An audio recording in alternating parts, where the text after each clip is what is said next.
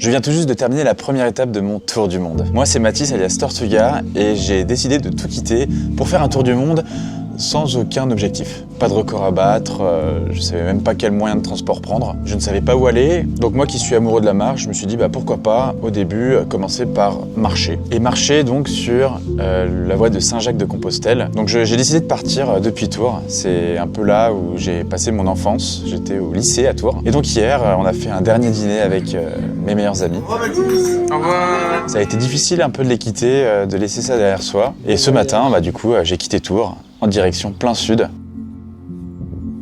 Et là, je suis arrivé après 26 km à Sorigny, qui est la toute première étape, donc depuis Tours, sur le Saint-Jacques-de-Compostelle. Alors, je suis à peine parti et déjà quelques doutes. Alors, le principal souci que j'ai, c'est le poids de mon sac. Je suis quasiment à 20 kg avec l'eau et je m'étais dit que ça allait le faire. Déjà au bout d'une journée, j'ai un petit peu mal en fait au niveau du psoas, donc le muscle qui permet de lever la jambe. Soit je vais devoir faire des concessions, renvoyer mon matériel vidéo ou renvoyer ma tente et ne pas faire de tente, mais c'est pas ce qui était prévu quoi. Je vais perdre en liberté. Donc je vais essayer de prendre sur moi et voir ce que ça donne. Autre chose aussi en partant, voilà, j'avoue que le temps était pas dingue aujourd'hui et je sortais de Tours qui est une ville, donc c'était pas magnifique quoi. Donc je me suis remis en question à un moment, je me suis posé sur ce tronc d'arbre et je me suis dit est-ce que vraiment c'est la bonne chose à faire de tout quitter? T'avais une bonne vie stable, je gagnais bien ma vie, quitter ses amis, son confort. Donc il y a déjà le doute qui s'installe dès le début. Et ça je me dis que potentiellement c'est dû au fait que je n'ai aucun plan,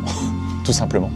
Et je me suis dit que peut-être il faudrait quand même que je me fasse des mini-objectifs. Donc là déjà savoir combien de jours je vais marcher, jusqu'à quand je me fixe l'objectif de marcher et ensuite pourquoi pas tenter de l'autostop. Parce que si j'écoute que mes envies ou mon corps, en fait dès demain je fais de l'autostop. Donc là je vais me poser, je suis arrivé un peu en avance. Je n'ai pas décidé de monter la tente ce soir. Je vais dormir dans un des nombreux gîtes qui sont mis à disposition des pèlerins sur le chemin de Compostelle et je vais essayer de me tracer un itinéraire et au moins de me mettre un objectif. Donc première leçon, sans vraiment aucun but d'objectif, eh bien c'est compliqué parce que du coup, dès qu'on doute, dès qu'il y a une baisse de morale, on a tendance à vouloir choisir la facilité. Si tu veux suivre ce total lâcher prise, cette quête de liberté tout autour du monde, n'hésite pas à t'abonner.